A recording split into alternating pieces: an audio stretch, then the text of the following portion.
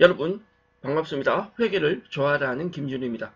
이번 시간 제가 여러분들과 함께 학습하고 정리해 볼 내용은 특수의사결정, 특별주문에 따른 단기 특수의사결정의 내용에 대해서 살펴보고자 합니다. 우리는 특별주문에 대한 수락 여부, 특별주문이 들어왔을 때 yes, okay를 할 건지 no, 수락하지 않을 건지에 대한 예제를 가지고 내용 정리를 한번 해볼 거고요.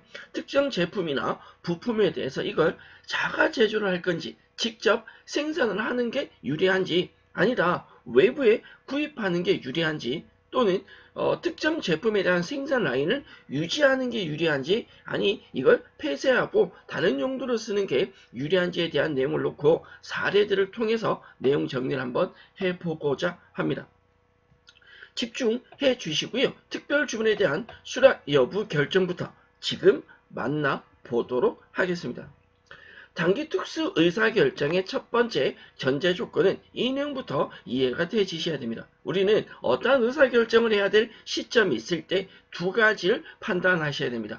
증분 수익이라는 것과 증분 비용이라는 걸 고려해서 의사결정을 해야 되는데 우리가 살아가다 보면 실제로 우리는 해야 하지만 하기 싫을 때가 있고 하기 싫지만 꼭 해야 될 때가 있습니다. 그런 경우는 어쩔 수 없이 해야 되거나 어쩔 수 없이 하지 못하게 되는 경우도 있지만 기업 입장에서 어떤 의사결정은 반드시 전제 조건을 고려해서 할 건지 말 건지에 대한 명확한 선택을 해 주셔야 되는데 증분 수익이라고 하는 것과 증분 비용이라고 하는 것이 무엇이냐면 증분 수익은 그 의사결정을 선택함으로 해서 발생할 수 있는 수익의 증가분을 증분 수익이라고 합니다.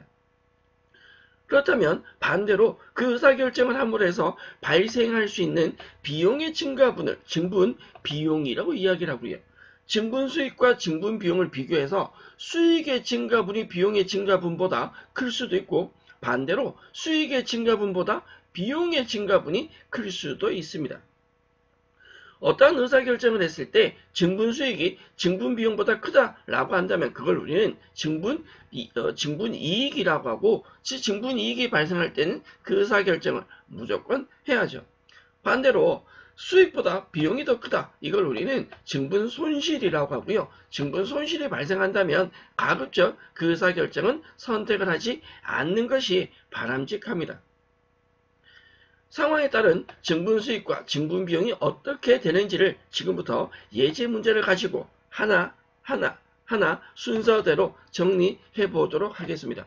첫 번째 만나실 주제입니다. 바로 특별 주문의 수락 여부 결정인데 기업이 통상적으로 기존 거래가 없던 국내외 다른 고객으로부터 대량 주문을 받았다. 특별 주문을 받았다라는 거죠. 그럼 이 특별 주문을 수락할 건지 하지 않을 것인지를 판단하셔야 되는데 전제 조건은 지금처럼 특정 기업이 대량 주문을 하게 되는 경우는 정상적인 판매 가격보다 할인된 가격으로 기본적으로 그 거래를 요구하는 경우가 많습니다. 그럼 이 할인 가격의 할인폭이 어느 정도 되는지를 판단하셔야 된다. 그럼 그 거래를 통해서 발생할 수 있는 수익의 증가분과 비용의 증가분을 판단하셔야 된다. 비교하셔야 된다는 거죠. 이걸 우리는 증분 수익 그리고 증분 비용이다 라고 이야기를 했습니다. 두 가지 상황을 놓고 보겠습니다. 특별 주문을 통해서 수익이 비용보다 크다, 증가되는 즉 증분 수익이 증분 비용보다 큰 경우가 있을 거고 반대로 증분 비용이 증분 수익보다 큰 경우가 있을 겁니다. 하나는 이익이고 하나는 손실이죠. 당연히 증분 수익이 더 크다라고 한다면 yes, 그 주문은 특별 주문을 하셔야 됩니다. 반대로 증분 비용이 수익보다 더 크다, 증분 손실이 발생한다면 no, 그 특별 주문은 거절을 하셔야 되는 것이 당연합니다. 객관적인 기준을 가지고 저희가 예제를 한번 살펴보도록 하죠. 일반적으로 특별 주문이 들어왔을 때 우리가 판단할 건 유유 생산 능력입니다. 유유 생산 능력은 추가로 더 생산할 수 있는 기본적인 여력을 말합니다. 예를 들어서 우리가 최대 한 달에 100개를 생산할 수 있고 지금 현재 80개를 생산 중이다 라고 한다면 추가로 20개까지는 더 생산을 해도 크게 부담이 없다. 이걸 우리는 유유 생산 능력이라고 하고요.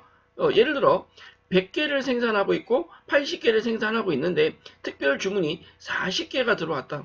우리는 여유되는 생산 능력이 20개밖에 없는데 40개가 주문이 들어왔다고 한다면 기본적으로 생산 능력이 부족하죠. 그럼 여기서 우리가 판단할 수 있는 이 40개에 대한 특별 주문을 수락을 한다라고 한다면 첫 번째는 기존 판매를 줄이는 방법이 있고요. 아니면 추가로 더 생산하기 위해서 생산 설비를 임차 또는 구비해서 생산 능력을 추가 확보할 수 있는 방법이 있습니다.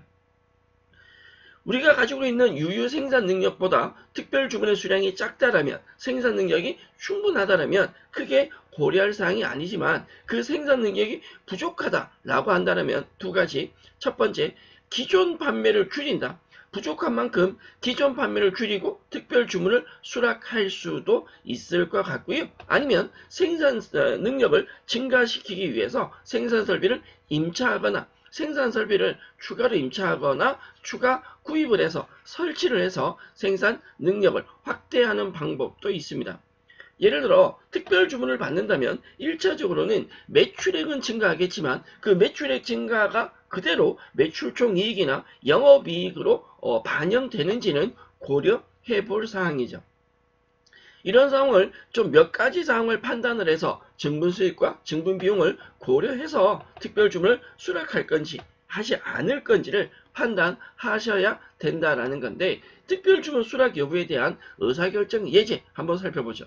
주식회사 대한 우리 회사의 연간 최대 생산 능력은 5천 단위다라고 되어 있네요. 통상적으로 4,000개 제품을 생산하고 있다. 그러면 5,000개를 생산할 수 있는 시설에서 4,000개를 생산하고 있다면 1,000개에 대한 유유 생산 능력이 있습니다. 이 4,000개에 대한 기본적인 관련 자료, 단위당 판매 가격이 200원이다. 하나에 기본적으로 200원에 팔고 있고 단위당 변동비는 150원이다. 그리고 고정비가 X1년도에 10만원이 발생했다라는 기본적인 자료가 나와 있네요. 즉 4,000개에서 5,000개까지 생산 능력을 늘린다고 해서 고정비가 추가로 발생하거나 하지는 않는다라는 거죠. 우리 회사는 지금까지 국내 판매만 고수해 왔습니다. 그런데 X2년도에 해외 외국 업체로부터 단위당 170원에 구입하겠다라는 특별 주문이 들어왔다. 와우, 드디어 우리 회사도 글로벌 기업이 되는 건가? 네, 이러한 특별 주문을 받은 경우에 변동비 중에 5원의 변동 판매비가 절감된다라는 전제 조건이 나와 있고요. 국내 판매는 X1년도와 X2년도가 비슷한 수준에서 이루어진다. 국내 판매는 크게 변하지 않는다. 결론은 1,000개의 유유 생산 시설이 있다라는 거고요. 전제 조건이 뭐라고 되어 있냐면 추가 설비의 구입이나 임차는 없다고 가정한다라고 되어 있네요. 그럼 예를 들어 추가 설비가 없다라고 한다는 건 몇 개의 특별 주문이 발생하느냐에 따라 달라지긴 하겠지만 특별 주문이 유효 생산 능력을 초과한다. 우리는 지금 1,000개의 유효 생산 능력이 있습니다. 그러면 1,000개까지 특별 주문이 들어오는 건 크게 고민할 사항이 없지만 1,000개를 초과한다라고 한다면 판단하셔야 될 게 추가 설비 구입이나 임차가 없다라고 하는 건 대안은 국내 판매를 줄이는 방법밖에 없습니다. 자, 예를 들어 특별 주문이 1,000단위다. 이 1,000단위다 라는 경우와 특별 주문이 1,500단위다 라는 두 가지를 놓고 판단 한번 해볼 건데 특별 주문이 해외 업체에서 주문한 특별 주문이 1,000개까지는 유유 생산 능력 범위 내죠. 우리가 기존 설비만으로도 충분히 생산할 수 있는 능력 범위 내입니다. 이 경우와 1,500이라고 하는 건 유유 생산 능력이 부족한 상황입니다. 유유 생산 능력 범위 내라면 크게 문제가 안 되겠지만 유유 생산 능력 범위를 벗어난다면 또 다른 무언가 판단하셔야 된다.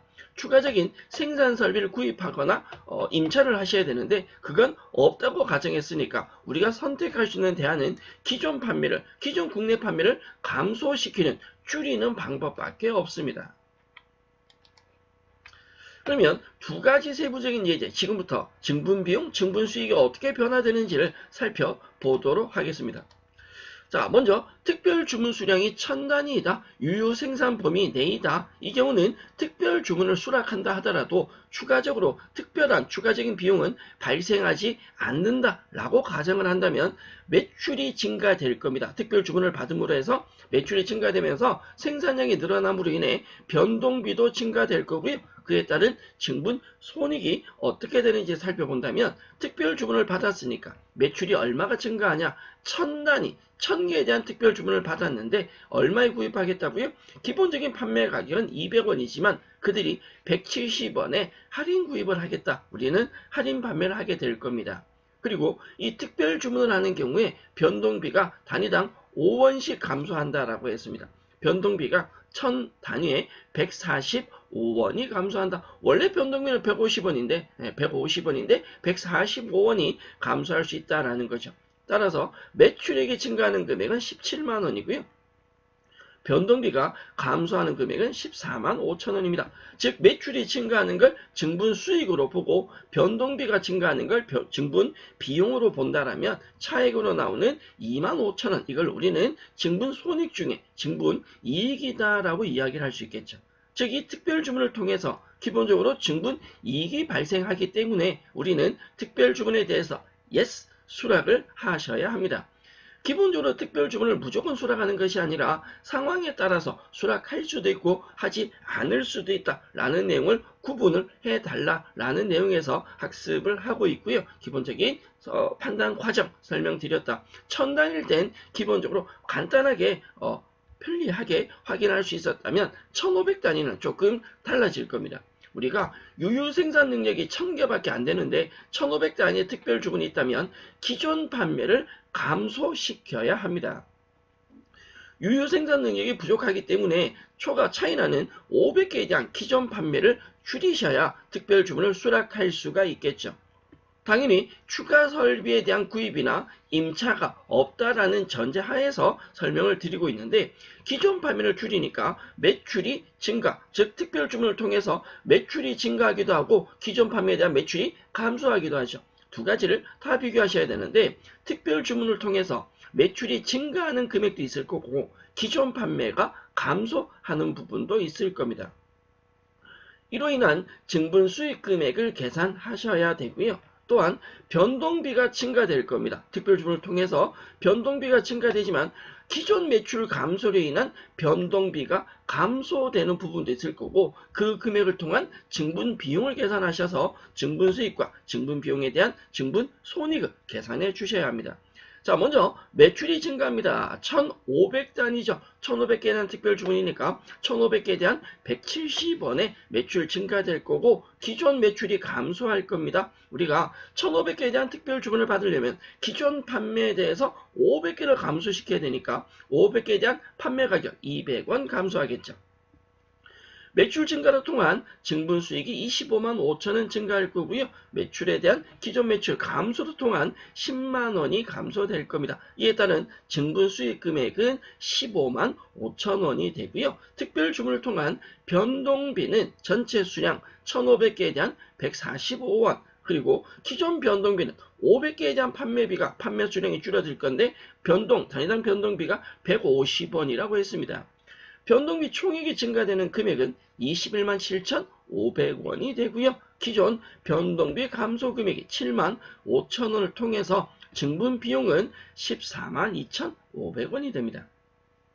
우리는 증분 수익이 15만 5천 원, 증분 비용이 14만 2,500원. 결론적으로는 증분 이익이 발생하죠. 얼마에 대한 증분 이익은 증분 수익에서 증분 비용을 차감해서 12,500원이 발생합니다. 따라서 증분 이익이 발생하므로 특별 주문을 yes 수락하는 것이 맞습니다. 다만 실무적으로는 이런 부분이 있어요. 이 외국 업체에서 주문하는 게 일회성이다. 이번 한 번만 주문하는 거다 라고 한다면 조금 더 고민해야죠. 왜? 국내 판매를 500개를 줄인과 동시에 이 500개 판매에 대한 잠재적인 우리 고객에 대한 고객 상실이라는 결과를 가져올 수 있습니다. 따라서 외국 업체가 주기적으로 계속 주문하겠다라고 한다면 당연히 이건 무조건 주문을 수락하는 것이 맞다. 그런데 이게 일회성이다 라고 한다면 500개 판매에 대한 국내 고객에 대한 잠재 고객 상실에 대한 부분도 당연히 판단할 때 고려하셔야 합니다. 그걸 고려하지 않은 상황이라면 지금처럼 특별 주문으로 통한 증분 이익이 발생하기 때문에 당연히 수락하는 것이 맞다라고 이야기 드릴 수 있고요. 단기 특수의사 결정에 대한 첫 번째 제 특별 주문에 대한 수락 여부 결정 살펴보셨습니다. 두 번째 보실 내용은 특정 생산 제품에 대한 자가 제조 혹은 외부 구입 결정의 판단 여부입니다. 우리가 특정한 부품이 있는데 이 부품을 외부의 부품 공급업체로부터 구입해서 사용할 것인지 아니면 부품을 자체 생산할 것인지에 대한 판단 여부 사례입니다. 이 경우에 부품을 자가 제조할 것인지 아니면 외부에 구입할 것인지에 대한 조건은 간단합니다. 외부 구입에 따른 구입 원가 금액이 있을 거고 자가 제조에 따른 생산 금액이 있을 것이다. 이 두 가지 금액만 비교해 보시면 됩니다. 예를 들어 자가 제조 원가보다 외부 구입 원가가 비싸다라고 한다면 당연히 우리는 자가 제조가 맞습니다. 상대적으로 외부 구입 원가보다 자가 제조 금액이 더 비싸다. 즉 직접 생산하는 것보다 외부적 구입하는 게 훨씬 더 원가가 절감이 된다면 자가 제조가 아니라 외부 구입이 맞을 수도 있다라는 거죠. 다만 금액적인 비교도 중요하지만 만약에 외부 구입 업체가 한 군데에 대한 독점이다. 이건 상당히 조심하셔야 됩니다. 외부 구입 업체가 한 곳밖에 없고 독점이라면 그 업체에 대한 생산 환경에 따라 우리 제품에 우리 회사에 대한 생산 계획에도 당연히 차질을 줄 수가 있습니다. 우리가 외부에 구입할 때는 경쟁업체가 반드시 존재하셔야 되고 그 업체들 간의 경쟁으로 통해서 우리가 매입해오는 부품에 대한 품질 향상과 가격에 대한 저하 측면에 대한 고려가 필요할 것입니다. 기본적인 조건에서 금액만 가지고 우리가 자가 제조가 유리한지 외부 구입이 유리한지에 대한 기본적인 사례, 예제 살펴볼 건데 단순하게 각 부품을 외부에서 구입하는 기본적인 예제와 두 번째는 각 부품을 외부에서 구입할 때 기존 설비, 기존 생산 설비가 있습니다. 생산하지 않고 외부에 구입하고 그 설비를 임대해서 임대 수익이 발생한다라는 가정하에 두 가지 예제를 살펴보도록 하죠. 자가 제조할 건지 외부 구입할 건지에 대한 의사결정 예제 첫 번째입니다. 우리 회사가 주식회사 민국이고 제품 생산에 필요한 각 부품을 지금 현재는 자체 생산 중입니다. 500개를 생산하고 있다라고 가정하고 이 500개 생산할 때 각각에 대한 단위당 원가 제품 하나당 재료비가 50원, 노무비가 20원, 변동 제조간접비가 30원 여기까지가 변동비죠. 추가로 생산량과 무관하게 고정 제조간접비가 40원 발생한다. 각 제품 하나를 생산하는데 총 제조원가가 얼마이다. 50원, 30원, 50원, 20원, 30원에 40원, 140원의 총 제조원가가 발생한다라는 전제조건 하에 최근 사이버라는 회사에서 각 부품을 단위당 120원에 우리가 필요한 만큼 전량 공급하겠다고 제안을 해왔습니다. 우리 회사는 지금 생산하고 있는 이 각 제품을 자체적으로 계속 생산할 건지 아니면 외부에 구입할 건지를 판단해 보고자 하는데 이 제품을 외부로부터 구입할 때 고정비의 20%는 더 이상 발생하지 않는다고 가정을 해보겠습니다. 외부에서 구입할 건지 자체 생산할 건지를 판단해 볼 건데 기본적으로 각 제품을 외부에서 구입하는 경우에 달라지는 증분 수익과 증분 비용 판단해 보시죠. 우리가 자체 생산하지 않고 외부 구입함으로 해서 자체 생산에 따른 변동비 감소가 이루어질 거고요. 변동비뿐만 아니라 고정비까지 감소하겠죠. 변동비 감소와 고정비 감소라는 비용 감소가 발생할 것이고 더불어서 외부에 구입하니까 외부 구입 원가는 기본적으로 발생하게 되겠죠. 그에 따른 증분 손익까지 확인 한번 해볼 건데 500개에 대한 각 부품을 생산하지 않고 외부 구입함으로 해서 변동비 500개에 대한 변동비가 100원, 재료비 50원, 노무비 20원, 제조간접비 30원이죠. 500개에 대한 100원의 변동비 감소할 것이고 고정비는 500개에 대한 기본적으로 40원인데 40원에 대한 20% 8원 20% 절감된다라고 얘기 드렸죠. 외부 구입 원가 발생할 겁니다. 500개를 120원에 전량 구입한다. 그에 따른 변동비 감소액이 5만원, 고정비 감소액이 4천원. 우리는 자체 생산하지 않고 외부 구입함으로 해서 54,000원의 비용이 감소할 것이다. 그런데 외부 구입하는 원가가 비용이 6만원 발생한다. 54,000원의 비용이 감소하면서 6만원의 또 다른 비용이 발생한다 라고 한다면 최종적인 증분 손익은 6,000원의 차이가 날 거고요. 이건 증분 수익이 아니라 증분 손실이 되겠죠. 증분 손실이 발생하기 때문에 이건 외부에서 구입하는 것보다 계속 자체 생산하는 것이 훨씬 유리할 겁니다. 우리가 판단하기에는 구입 금액을 단위당 금액을 120원보다 더 낮출 수 있다. 이 증분 손실이 증분 이익으로 바뀌는 시점이 된다면 그 부분에서 이익이 발생한다면 생산하지 않고 외부 구입을 판단해 볼 수 있지만 지금 상황은 어떻게?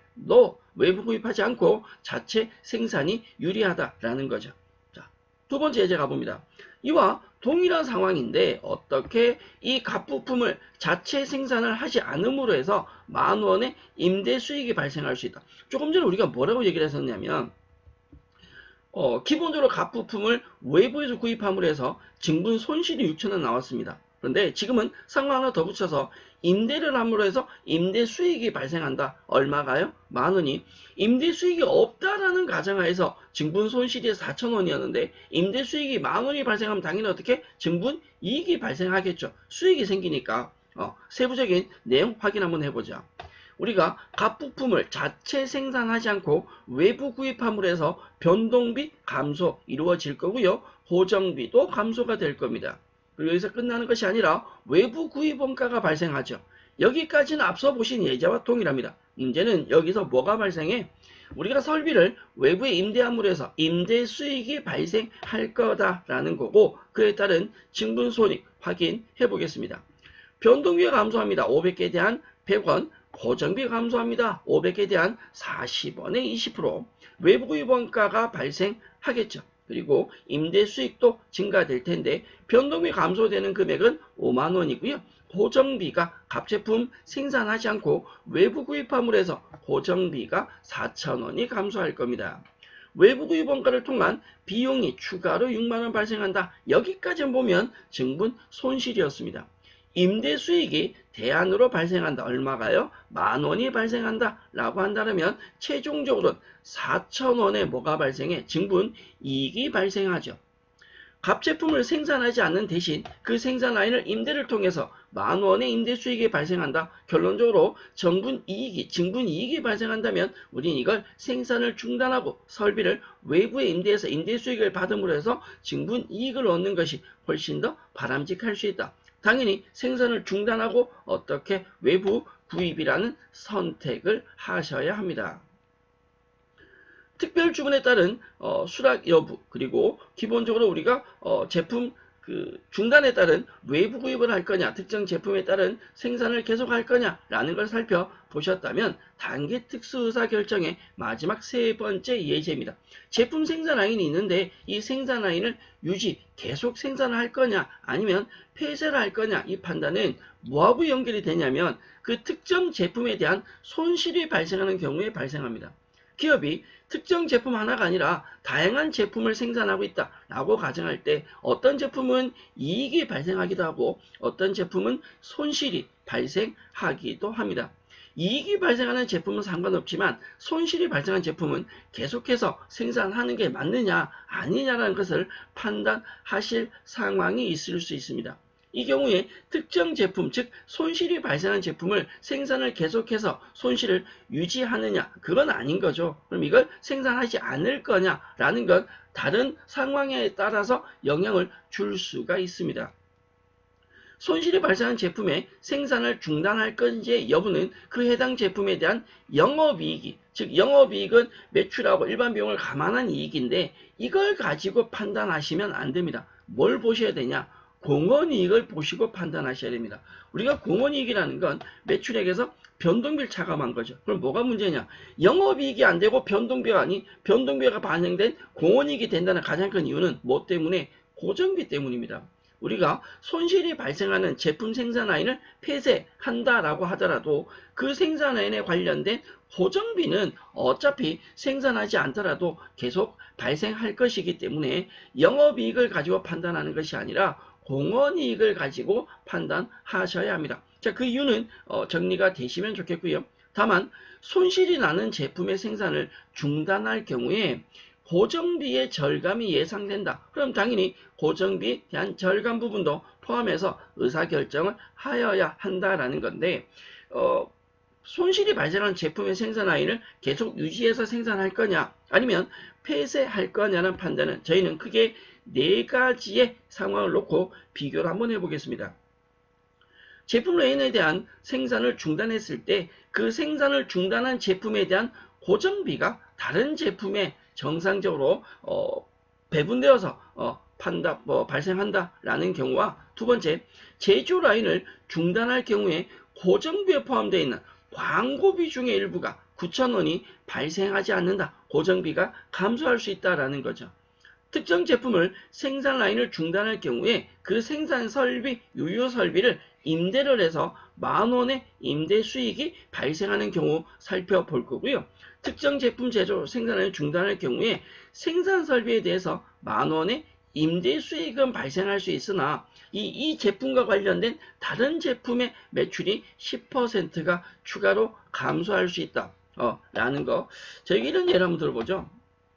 겨울에 붕어빵을 팝니다. 요즘 붕어빵보다 잉어빵 많더라고요. 붕어빵을 파는데 붕어빵을 팔 때 옆에 오뎅도 일반적으로 같이 판다. 그런데 붕어빵을 파는 사장님이 고민되는 거죠. 나는 주로 파는 게 붕어빵인데 오뎅은 주가 아닌데 판매를 해보니까 붕어빵 매출이 훨씬 많고 붕어빵도 이익이 많더라. 그러면 오뎅은 이익이 많이 안 남으니까 귀찮기도 하고 손도 많이 가고 일도 많으니까 오뎅을 팔지 않겠다라는 의사결정을 했다. 그럼 이게 맞느냐 틀리냐를 판단하셔야 됩니다. 저한테 묻는다면 저는 no라고 얘기할 겁니다. 왜? 사람들이 제가 그렇거든요. 저는 붕어빵만 먹기 위해서 붕어빵을 가는 것이 아니라 붕어빵을 먹으면서 오뎅도 같이 먹는 걸 좋아합니다. 이건 제 객관적인 기준인데 그럼 뭘 판단하셔야 되냐?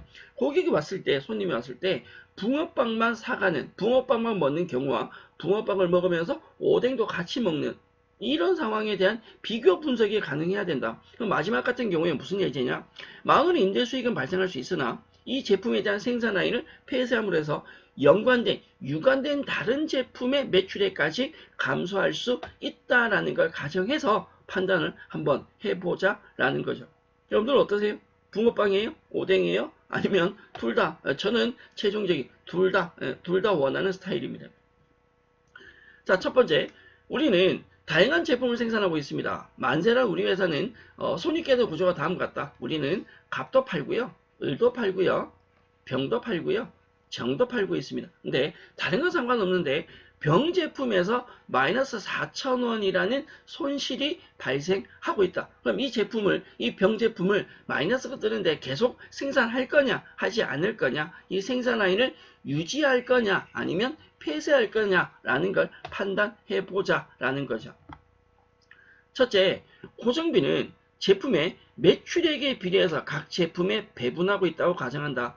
병 제품의 제조 라인을 폐쇄할 거냐, 병 제품을 생산하지 않더라도 이 고정비는 원래 원칙적으로 계속 발생하는 거죠. 그러면 다른 값을 정 제품에 배분될 것입니다. 병 제품을 생산 라인을 폐쇄하면 병 제품에 대한 매출액이 감소될 거고요.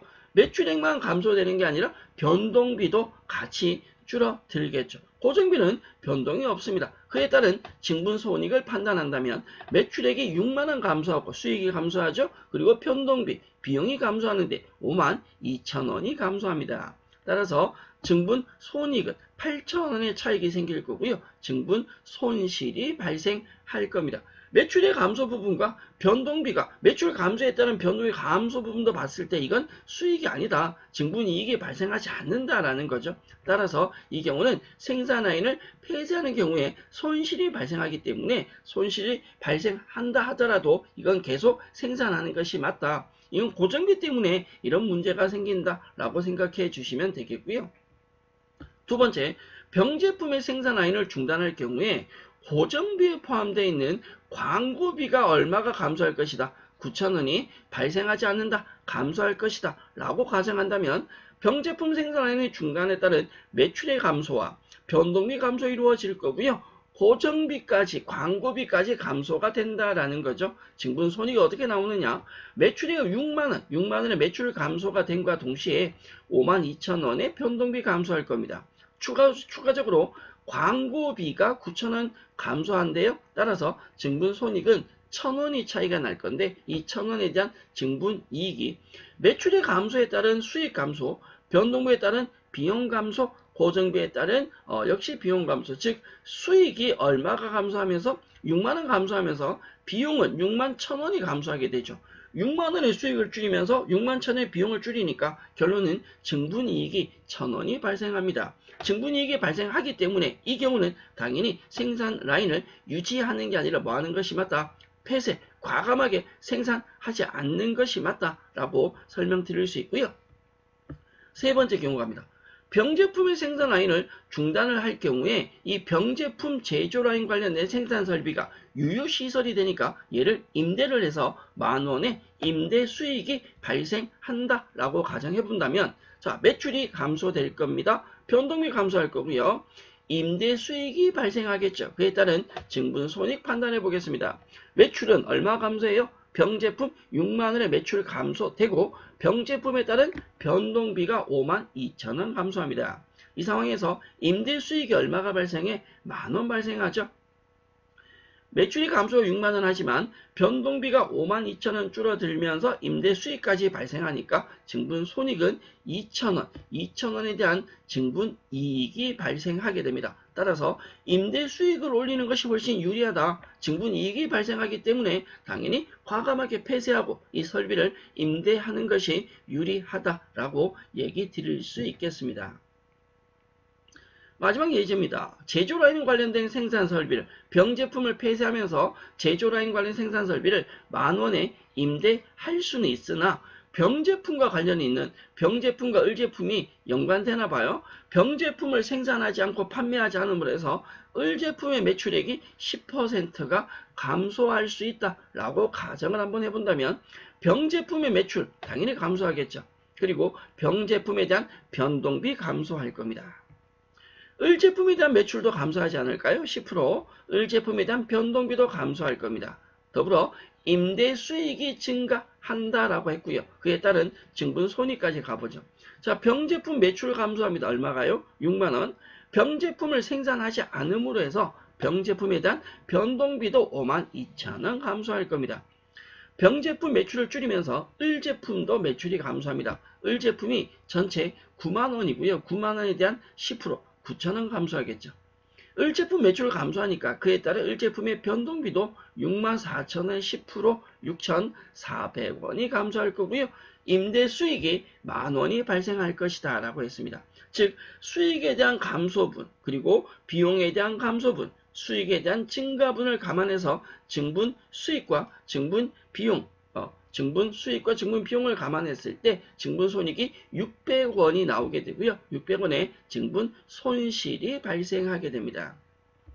따라서 생산 라인을 폐쇄할 경우에 600원의 손실이 발생하기 때문에 그에 따라 당연히 우리는 폐쇄를 하지 않고 기존 제품에 대한 생산 라인을 유지하는 것이 맞다라는 결과를 얻을 수 있겠습니다. 특정 제품에 대한 생산 라인을 유지할 건지 폐쇄할 건지 뿐만 아니라 특수 의사결정은 주어져 있는 객관적인 기준 이것도 중요하지만 추가적인 외부적인 상황도 판단해서 여부를 결정하실 필요는 있겠는데 이번 시간 우리가 살펴본 내용들은 단순한 주어져 있는 조건을 가지고 어떻게 의사결정을 선택할 건지 하지 않을 건지에 대한 사례를 놓고 보셨습니다. 전체 주제는 3가지 보셨습니다. 그 3가지에는 기본적인 사례들 몇 가지 설명드렸으니까 관련된 사례들은 한 번씩 더 염두에 정리해 주시고 다음 내용으로 넘어가 주시길 부탁드립니다. 특수 의사결정 사례 살펴보셨고요. 이번 시간은 여기까지 마무리하겠습니다. 부탁드리지만 관련된 사례들 한 번씩 더 내용 정리해 주시면 감사하겠습니다. 여러분 수고하셨습니다.